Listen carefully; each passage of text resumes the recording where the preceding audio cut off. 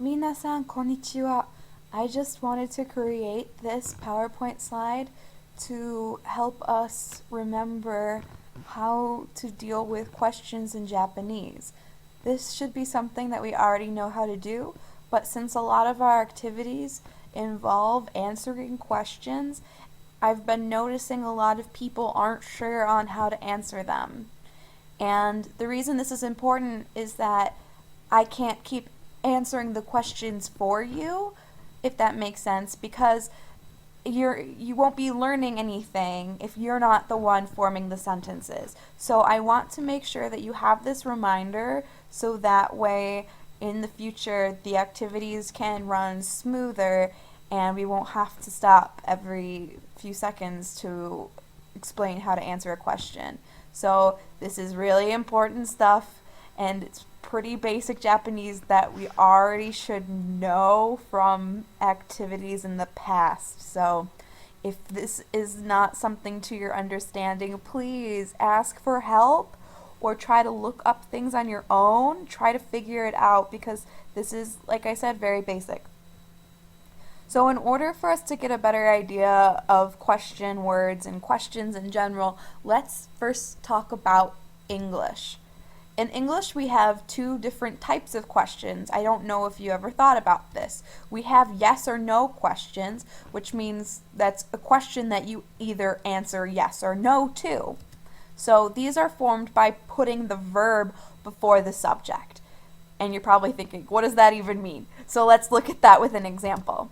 So if you're just saying a statement like, we are going, that is a very normal kind of statement sentence. Now, if you want to turn this into a question, you switch the verb and the subject, the verb being the word are. So now it's, are we going? So as you can see, just the first two words are switched. So if someone asks you, are you going? How do you answer? You have to answer either yes or no. You say, yes, we are going, if you are going. So I included the answer here as well as the statement because they're a little bit different. So there is another type of question that we use. We use question word questions. So these ones aren't answered with yes or no, and you'll see what I mean. These ones are formed by asking one of the question words, then followed by the verb, then the subject. So the question would be something like, where are we going? See, it's a question word. You can't answer yes to where are we going. You actually have to give an answer. So you have, where are we going? Your answer is, we are going there. As you can see, the word order is completely different. We have a question word, then the verb, then the subject, then the other verb in the question, but in the answer we have subject, verb, another verb, and then the answer word.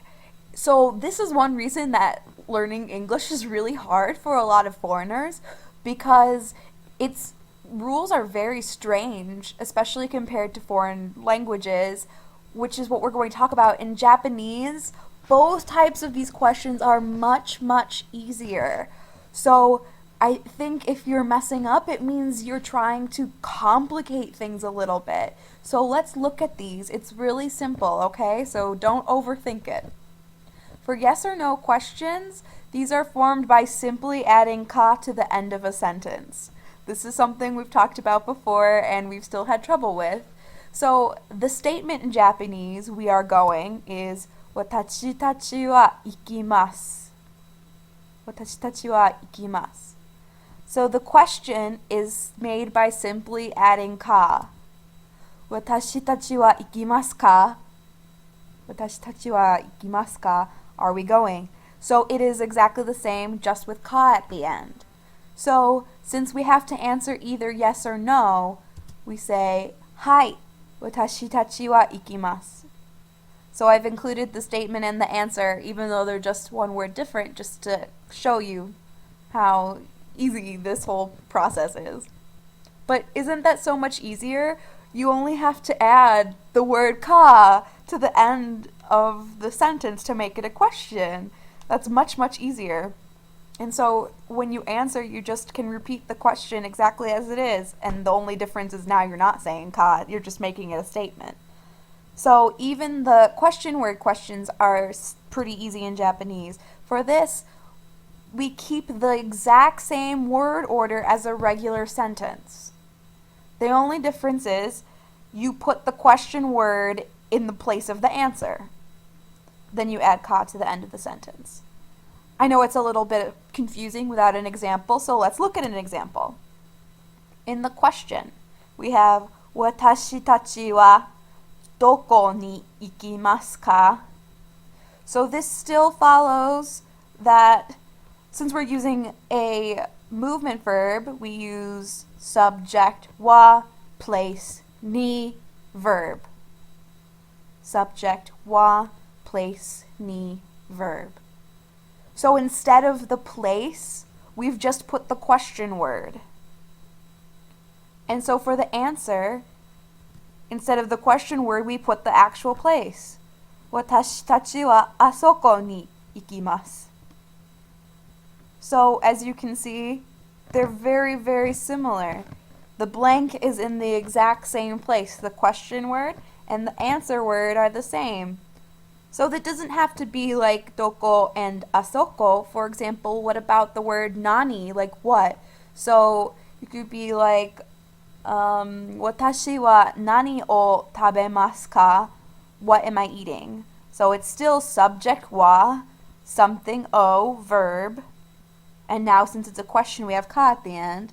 So watashi wa nani o tabemasu ka?